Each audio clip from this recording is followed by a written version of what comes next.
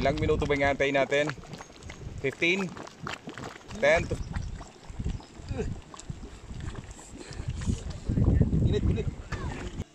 Totoong napakainit ng panahon sa ngayon. Pero ewan ko nga ba kung bakit dito pa sa kumukulong dagat na ito kami ay napunta. Kung sa bagay, matagal ko na rin talagang hinahangad na makarating sa lugar na ito. At ngayon nga lamang nagkaroon ng swerteng pagkakataon. Magandang araw po sa lahat. Ito na naman pong muli si Rabasero at ito na naman ang ating panibagong kwento ng ating Rabas sa Bicol. Bukan natin kung gaano kainit.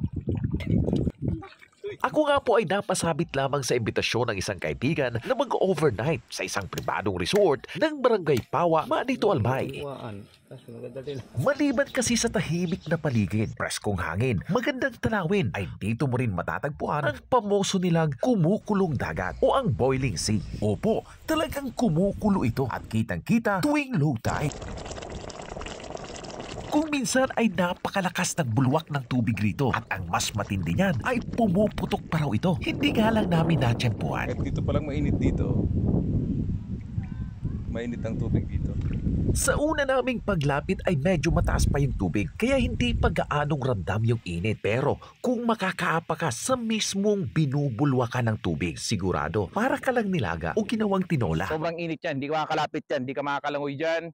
Umaabot umano sa maximum boiling point na 100 degrees Celsius ang init ng tubig rito. Sapat ng init upang makaluto ng kahit anong gusto mong lutuin dito. Okay. Try natin itong egg kung talagang maluluto dito sa kumukulo. Tanda lang bro, baka mabasag.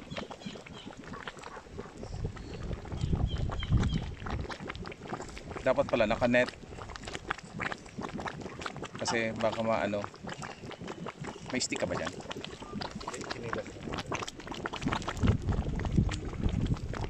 Walang kutsara. Ano ba yan? Di sinelas na lang. So, ilang minuto ba yung antay natin? 15? 10 to 15 minutes? Yan.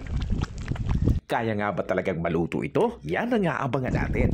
Kung bakit meron tayong nakikitang mga ganito sa bayan ng Manito ay dahil sa mga inactive volcanoes na nasa kabundukan ng bayang ito. Ang bayan kasi ng Manito, pati na mga karating bayan sa lalawigan ng Sorsogon ay nasasakop ng Pokdol Mountains. Ang Pokdol Mountains, ayon sa Mines and Geosciences Bureau Bicol, ay mayroong 7 hanggang 8 inactive volcanoes sa ilalim nito. Kaya nga maliban sa boiling sea na ito ng Sitio Parong Barangay Pawa, ay mayroon din silang boiling mud sa Sitio Inang Maharang ng Barangay Nagutgut at meron pang nag-asole sa Barangay Hulugan. At hindi lamang yun, meron pa silang Bacman Geothermal Power Plant na pinagkukunan natin ng kuryente. At dahil nga napakaraming inactive volcanoes, merong mga magma sa ilalim na naghahanap ngayon ng mga lagusan upang mapagsingawan ng kanilang init. At kabilang nga sa mga naging lagusan nila ay itong karagatan ng Sitio Parong ng Barangay Pawa, Manito. Siyempre, dahil nga galing sa bulkan, nangangamoy asupre din ito. Kaso baka mabasag. Pag nabasag yan, papasukin ng asupre. Hindi na makakain.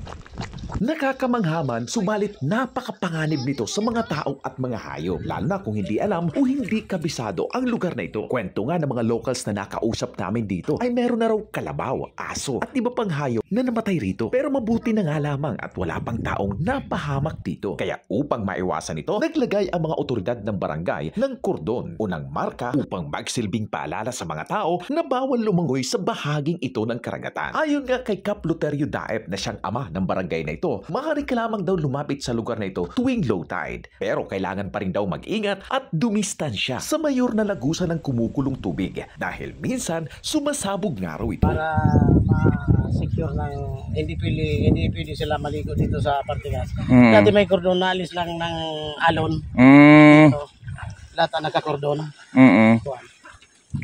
Walang naalis na kasi pag umaalon, naalis talaga. Pero yan ang mga signalis namin.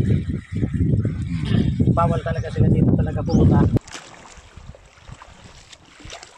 Ngunit dahil karamihan sa mga dayo ay eto talaga ang sadya rito, kapag nagsimula na mag-low tide ay marami na ang lumalapit dito.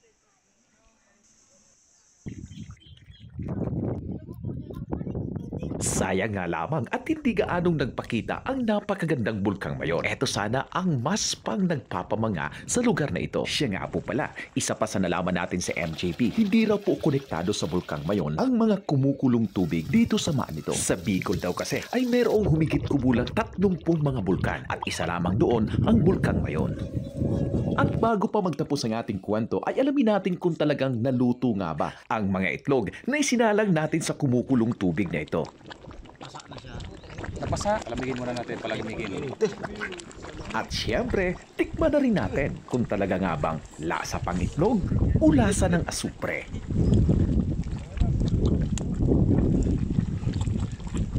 Kapit na kapit yung yung shell.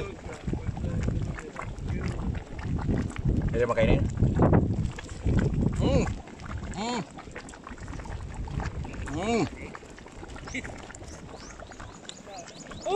Lasang itlog! At ayun na nga, napatunayan na nga talaga namin na sa sobrang init ng kumukulong dagat na ito ay kaya nga talagang makaluto ng itlog o ng kahit ano pang pwedeng lutuin. Lasang itlog? Lasang itlog. At dito na nga po nagtatapos ang ating kwento ng ating rabas sa Sitio Parong ng Barangay Pawa, Manito, Albay. Paano ba makarating dito? Napakadali lamang po sa Google Maps. Maraming salamat hanggang sa susunod pong muli.